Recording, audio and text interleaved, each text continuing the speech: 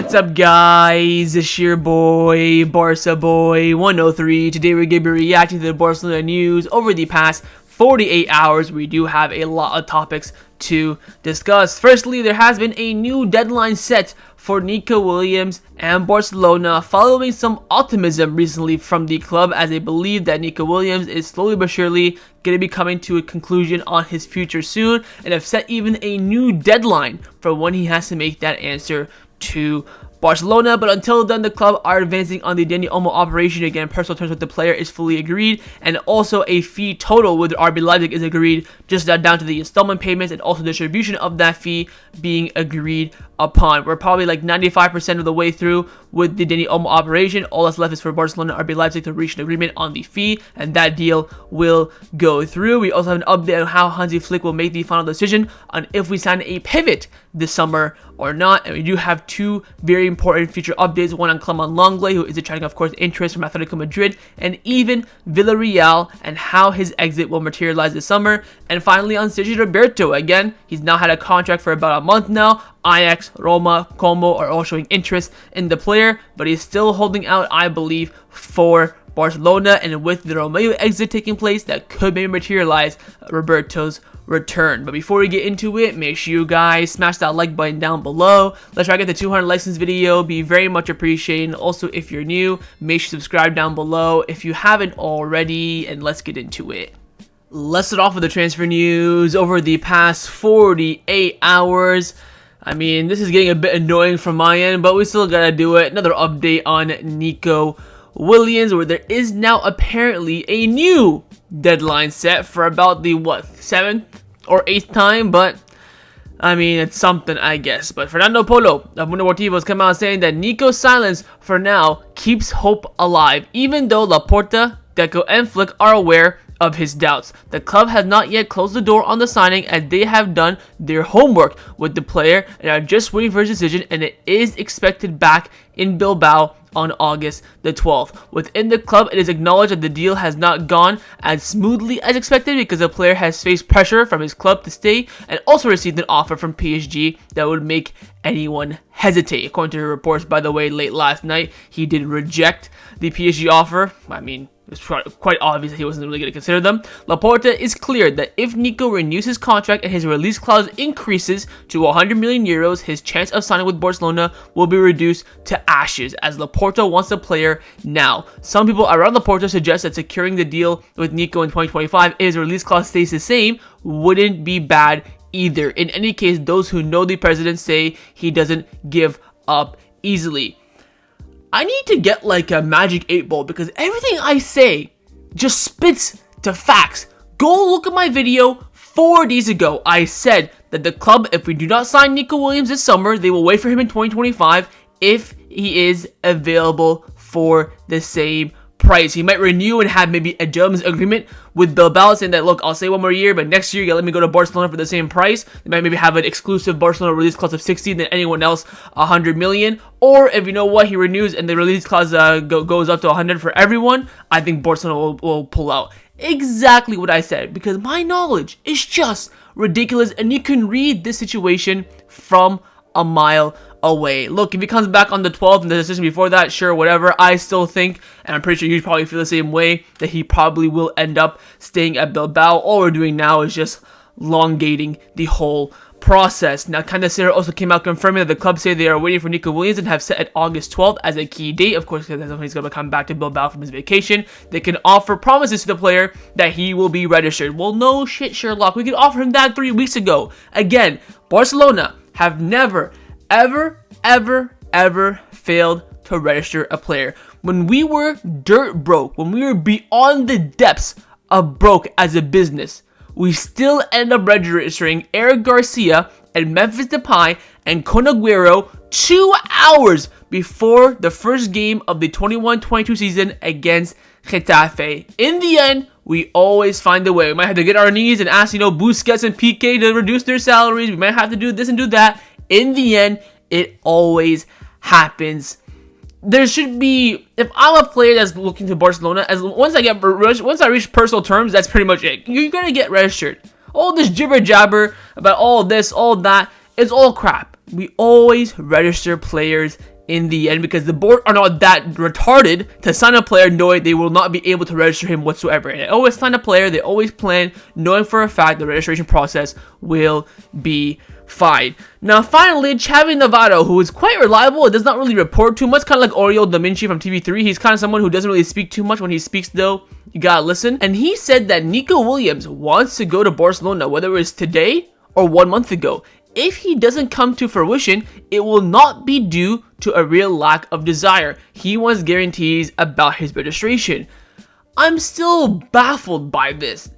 Again, registration is not going to be an issue. It is purely fact on the player's desire. If he wants to come. We'll have the Camp Nou for you. We'll announce your signing, which, by the way, we haven't announced the Camp Nou signing since what?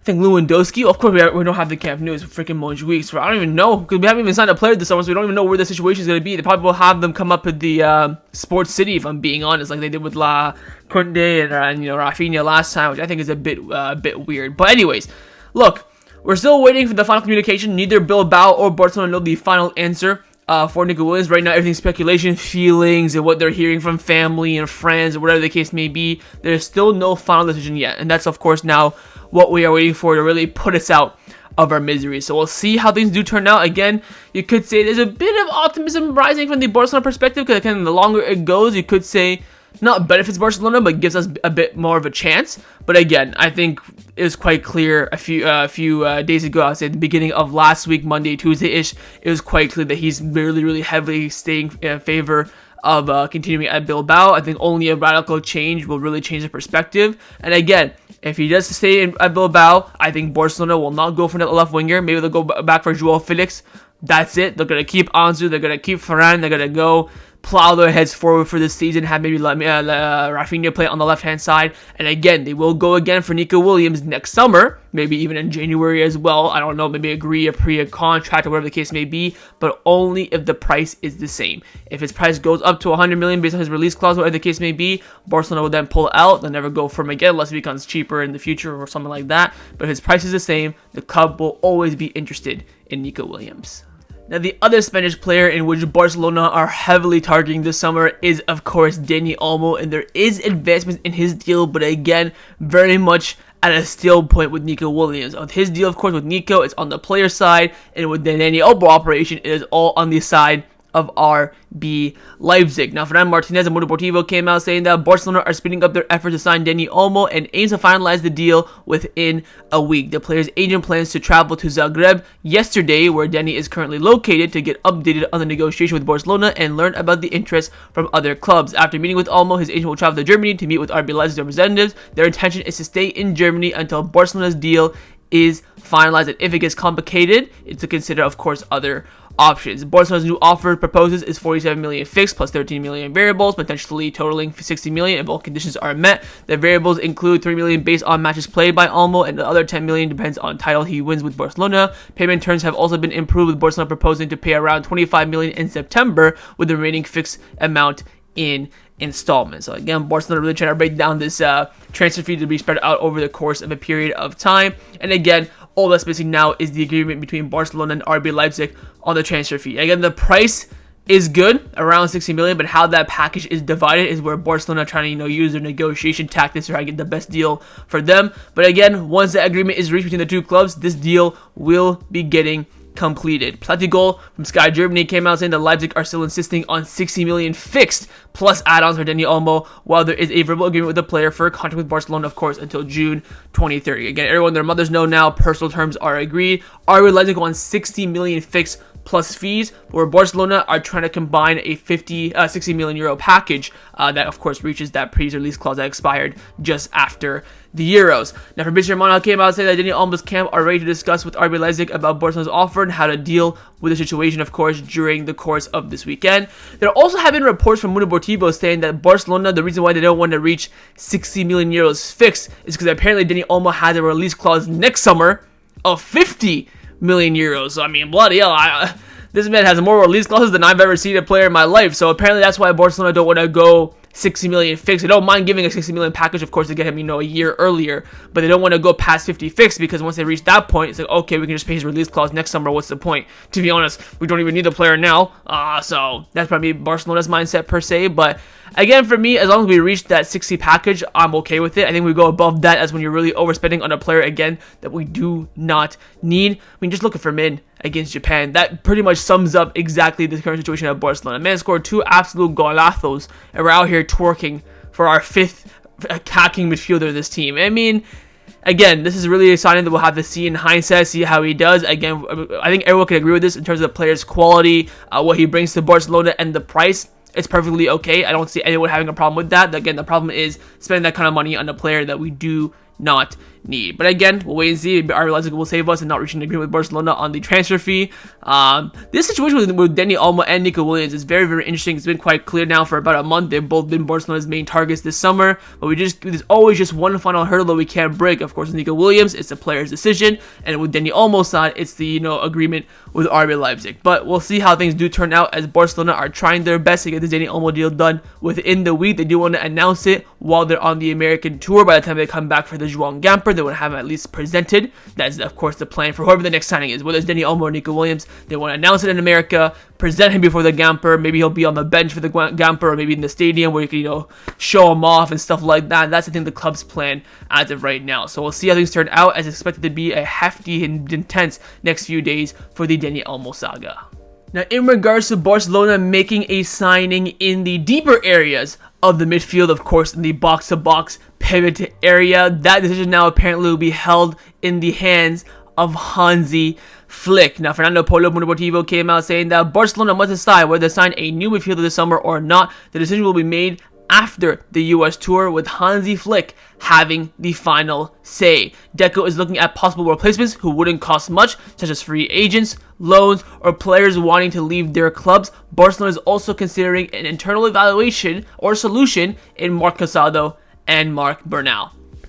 Ladies and gentlemen, I will tell you this for free. Again, Barca boy does not miss. We are not signing a midfielder. We will be betting on Casado and Bernal. It is so obvious that we're going down that road. I hope we sign a midfielder. I think we need to sign a midfielder. I think we need to sign a midfielder to have any sort of, good success this upcoming year. And I'm not talking about any midfielder like a crappy one for free, like a Guido Rodriguez. I'm not talking about a good one, where they mention here a player that wants to leave their club. The first name that comes to mind for me is Joshua Kimmich. If he does, of course, not advance any negotiation with Bayern Munich on a renewal, that could definitely become an option. Of course, Mika Merino now is basically one step away from Arsenal, so if we don't jump in now, nothing's gonna, save that deal. I think in the end, though, the club and also Flick will kind of agree to bet on the youngsters. When they say here Flick has a final say, for me, that's all crap. We know that Laporta and Deco run the show here. We know that they brought in Hansi Flick as a puppet because they knew that Xavi did not have full faith in the squad, and that Xavi wanted, to make some actual strong signings this summer to elevate the squad, where Laporta and Deco just want to kind of bet on what they currently have, maybe add one player for, signing purposes, just,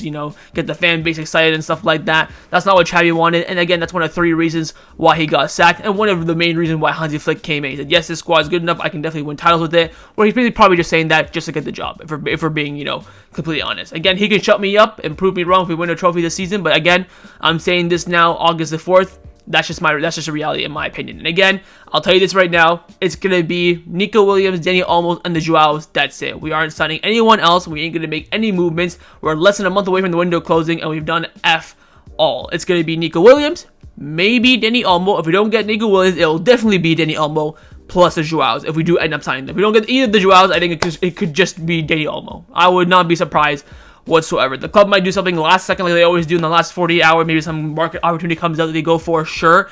But I'm predicting Nico, Dani, Joaos, that's it. Nothing else will happen in my opinion. And of course, that doesn't mean that Barcelona will go the second summer in a row with no Busquets and no pivot signing. Embarrassing in my opinion, but again, we'll give it to Casado and Bernal. We'll give them experience, we'll give them time. They can make mistakes in the Champions League semi-final, we won't care, because that's just the Barcelona model. So we'll see how things turn out. Again, these 2 players for me have great promise, they have great potential. I think they're both growing to good players. Hopefully they'll be good players at Barcelona, but this team right now, to really improve, to really go out there and make a mark in football and to win titles, they need a bit more experience in that midfield, as their younger core around them are growing up. Again, I've talked talked about this a million times. The younger core is growing up now. Pedri's getting more experience. Gavi's getting more experience. Balde, Koundé's hitting his, late 20s. Same with Araujo. Same with Frankie. Everything now is moving quickly where we need a bit of experience now in this team and not solely betting on youngsters like we have done over the past 3 or 4 years.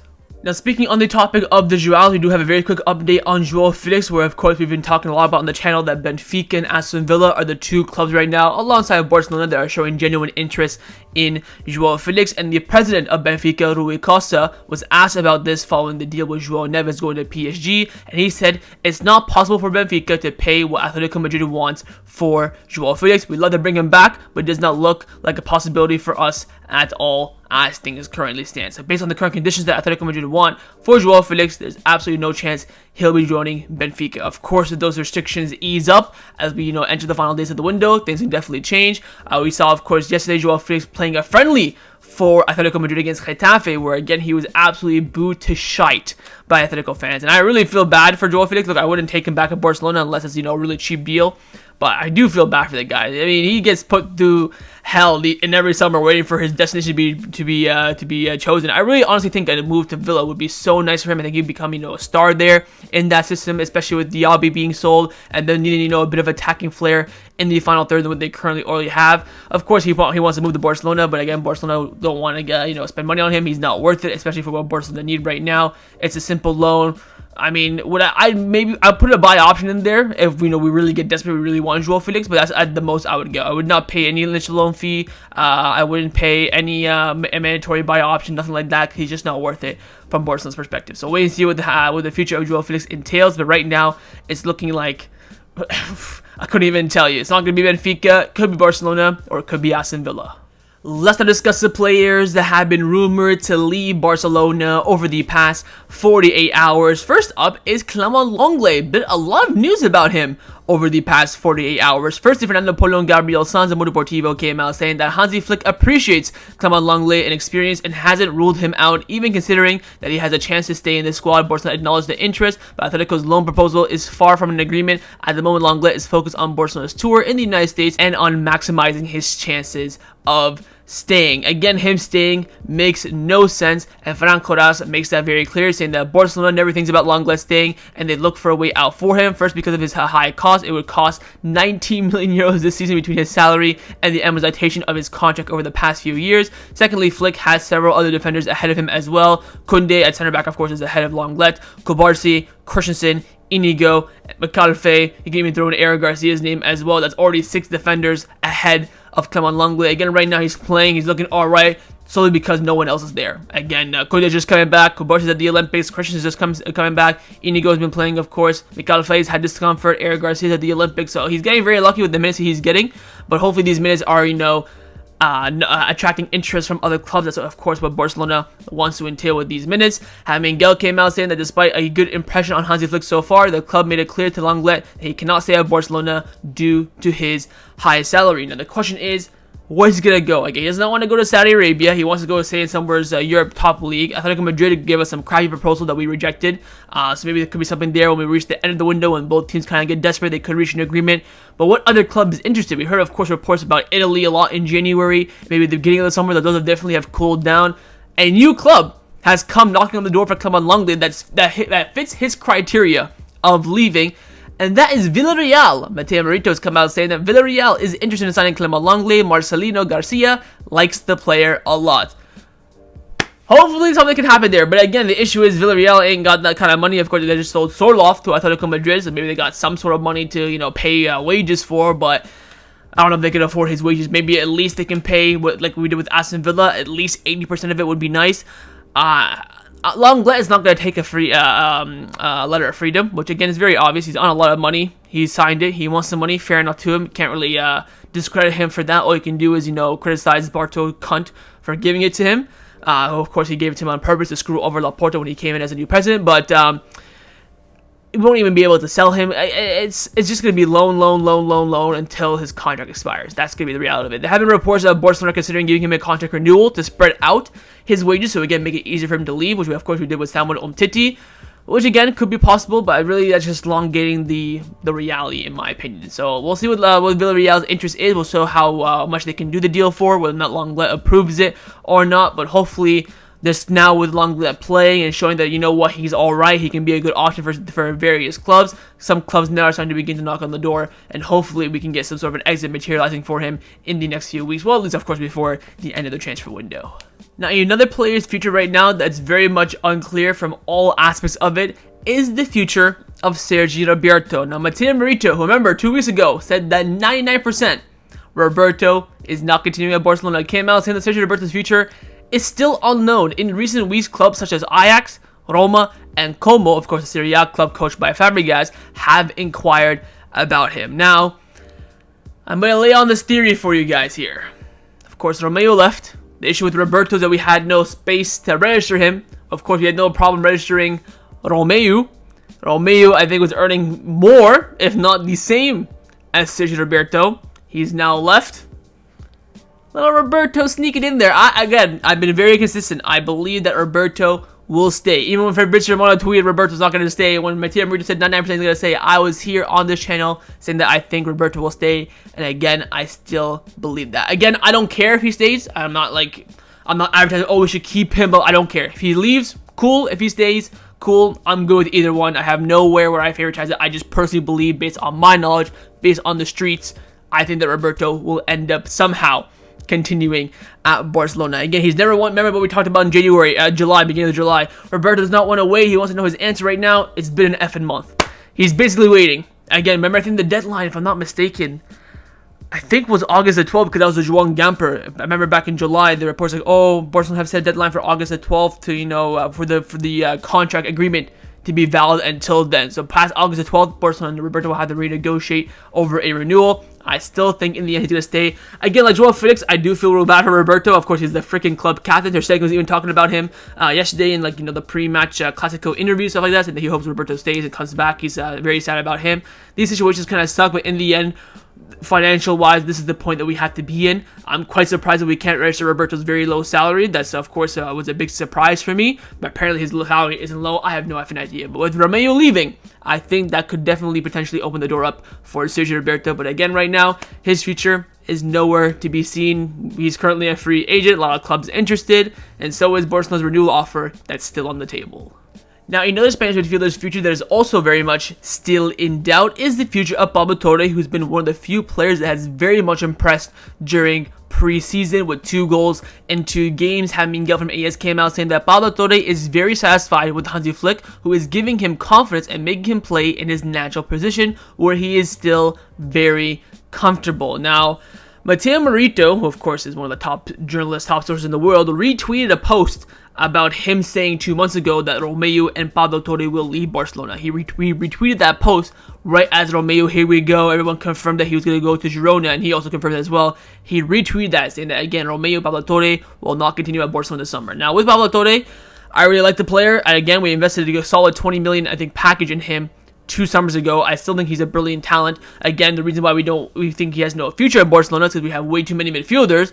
But we already signed Dani Olmo. Just might well, say F it and just keep Pablo Torre. Just have all the midfielders staying at Barcelona. Just have about 20 interiors and no defensive pivot. It's just typical Barcelona. But I think he's done really well. I think he has a really, really good talent as well.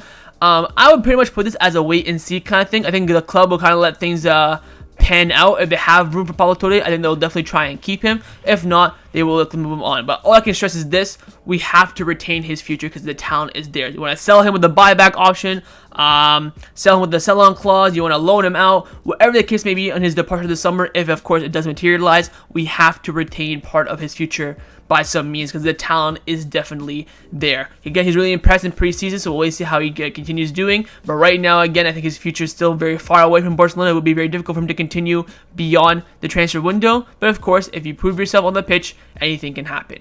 Now, speaking on players taking their chances in preseason, one player who's doing that is, of course, Vitor. He's doing that so well to the point that he's forcing Barcelona to most likely get rid of Vitor Roque this summer. Now, Fernando Polo and Gabriel Sanz and Mundo Deportivo came out saying that Hansi Flick believes Pau Victor has a place in the squad and the locker room, even mentioning him as a possible substitute for Robert Lewandowski during matches. Flick identified Pau Victor as a talented goal scorer who can play in various positions in the attack and is currently ahead of Vitor Roque in the pecking order. Now, if he can play in various positions in the attack, why is he only playing in the number 9? Why is Vitor Roque being the makeshift one going out on the left? Again, for me, this is all just narrative. This is all just reactionary and hype for preseason. I want to see Pau Victor over the course of preseason. After João Gamper, I will make my personal verdict on him because I don't rush to conclusions.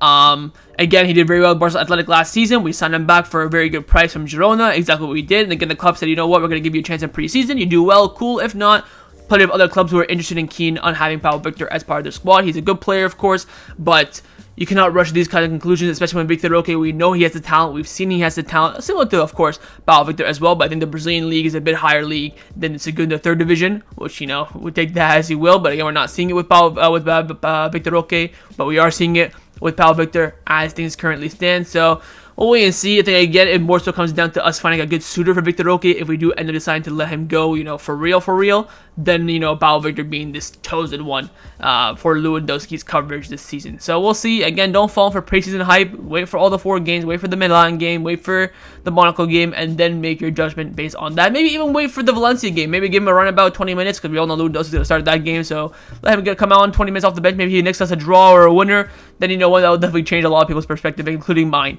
as well. So we'll see how things turn out. Do not rush to conclusions, but again, there is a, you know, a bit of a dilemma inside Barcelona on who to have as the backup to Lewandowski this season, whether it be Vitor Roque or Pau Victor.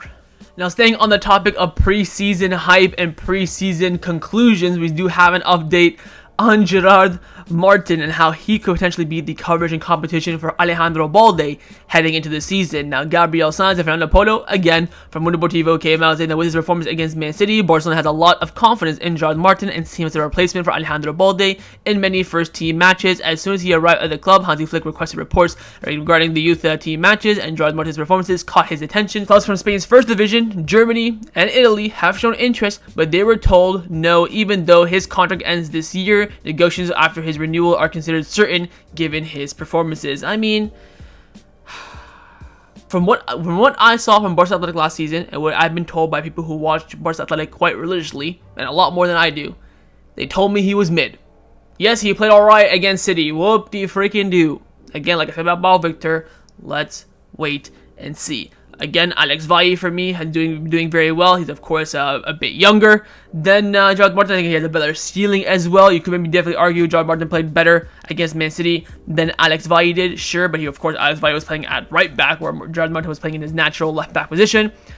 I would say hold off and let's see how things do develop in terms of offers coming in and in terms of performances on the pitch as well. Even wait for that first game against Valencia. That's August 17th. You still have about 14 days left of the window after that. Still got a lot of time to really make a judgment on, you know, a second option for Balde. We're not talking about signings here. We're talking about who's better as the backup option. The other one can be let go. So we'll see. I wouldn't rush to too many conclusions with this one quite yet. But again, the club just love riding the hive and hype on players after one good hour. Again, this could be the club's tactic as well to gain some interest for him as well from other clubs. That could definitely be an option, but let's wait and see how things do turn out with his performances and the decision about who will be Balde's competition going into the season. Let's now discuss some injury updates around the first team at Barcelona. There's one update, and it is on Pedri. Coming in from Sports, saying that Pedri is in the final stretch of his recovery. His feelings are good, and he could be available for the first game of the La Liga season. Now you can see here I put that his as a caption, Pedri recovery going well so far. The reason why I put so far is, again, we hear this all the time. Pedri going well, he's gonna come back early, blah blah blah. Never happened. Never ever happened. I've told you guys this very consistently. He will be back after the September international break. Best case scenario for me, maybe a bit before that, a game or two before that. If he comes back this month, I will be shocked. If he plays against Valencia, he's on the bench for Valencia, I will be shocked. I'll hold the L. I'm a man. I will hold the L. But it's not going to happen. He is not going to come back this early. He's supposed to be out for a month and a half. You're telling me he's going to come back in about a month? Get real. Get freaking real. Again, it's all hype to maybe, you know, instill fear in Valencia. Oh God, Pedri's coming back. Or give us some hype. I guarantee you, once we hit like a week before Valencia, oh, Pedri tried his best to recover, but he just couldn't make it. He'll be back for the next game, though. And they're going to keep rinsing and repeating that until he gets fully fit. So we'll see. Again, I could be wrong, but that's just my feelings on it. But the media is saying that Pedri should be at least set to be on the bench, be in the squad list for the Valencia game, which of course isn't about 14 days time or so, but we'll wait and see when the final decision does come in.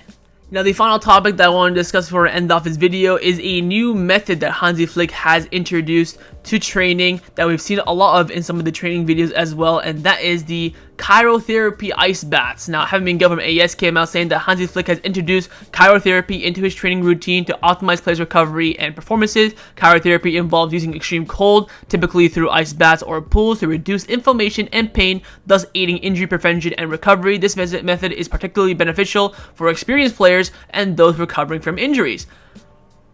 I'm sitting here seeing this report thinking, I know what an ice bath is. I know what Cryrotherapy is.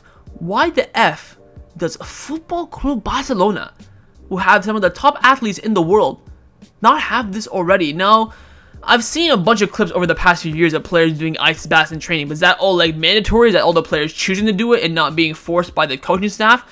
I have no idea, but this could be again just falling into the new coach hype. Oh, they're doing ice baths more frequently. Let's just get something out about this or whatever. That could be the case as well, but baffles my mind that a club and a sports club, sports entity as high and has top of level as Barcelona does not have this on a regular basis. So I'm being very reserved on this because I've seen so many clips in the previous years of players doing ice baths, and again during preseason as well, because it's always so hot. Never see it after preseason, to be fair. So if they do keep doing this, in December when it's freezing outside, then I'll hold my hands up. But again, something that I think the media are hyping on a little bit on the Hansi Flick bandwagon. Again, they can talk about him doing new training methods and preventing all the stretchy elastics in training, and then he has decisions on pivots and what we can sign, what we can't sign.